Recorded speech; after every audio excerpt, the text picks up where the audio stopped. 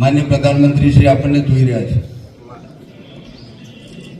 દિલ્હીની અંદર આખા દેશ માટે એક સાંસદને જવાબદારી આપે કે તમારા વિસ્તારમાં જઈ અને તમામ લોકોનું સ્વાસ્થ્ય સારું રહે એ માટેના તમારે પ્રયત્નો કરવાના છે।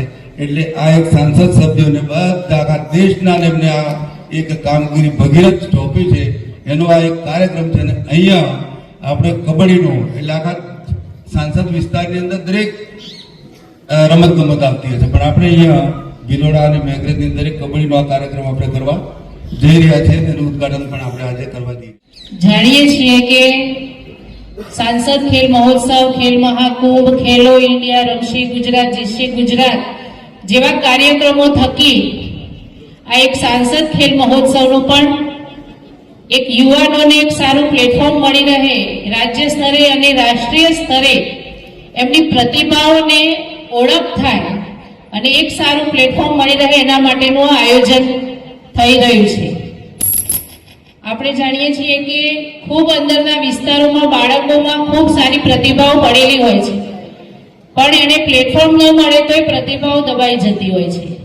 પણ આવા મહોત્સવ થકી એમને સારું એવું પ્લેટફોર્મ મળે છે અને એ આગળ વધે છે। અહીંયા મને જાણીને આનંદ થયો કે ઘણા બધા બાળકોએ ખેલ મહાકુંભમાં રાજ્ય સ્તરે પણ એમની નિમણૂક થઈ છે અને એમણે ઇનામો મેળવવાનું જે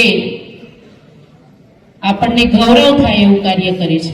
આવનારા સમયમાં પણ ખૂબ બધા બાળકો આમાં જોડાય, એમની રમત ગમતમાં એમનો જે વિશ્વાસ, એમનું મનોબળ, એમની તાકાત, એમની શક્તિ, એમનું સ્વાસ્થ્ય જળવાય એના માટેના પ્રયત્નો ખાતે આજે કબડ્ડીનું આયોજન કરવામાં આવ્યું, જેની અંદર અધ્યક્ષ સ્થાને માન્ય મંત્રી શ્રી પીસી બરંડા સાહેબ અને સાંસદ મેડમ શ્રી શોભનાબેન બારૈયા આજે એની ઉપસ્થિતિમાં અહીંયા આગળ પ્રોગ્રામનું શરૂઆત કરવામાં આજે કબડ્ડીની સ્પર્ધાનું આયોજન કરવામાં આવ્યું છે અને સૈનિક સ્કૂલ ખાતે એથ્લેટિક્સ સ્પર્ધાનું આયોજન કરવામાં આવ્યું છે, જેનાથી ખેલાડીઓ ખેલ મહાકુંભ અને શાળાકીય રમતો તેમજ અન્ય રમતોથી તો વાકેફ છે જ, પરંતુ સાંસદ ખેલ સ્પર્ધા કરવાથી ખેલાડીઓ સારી એવી એમની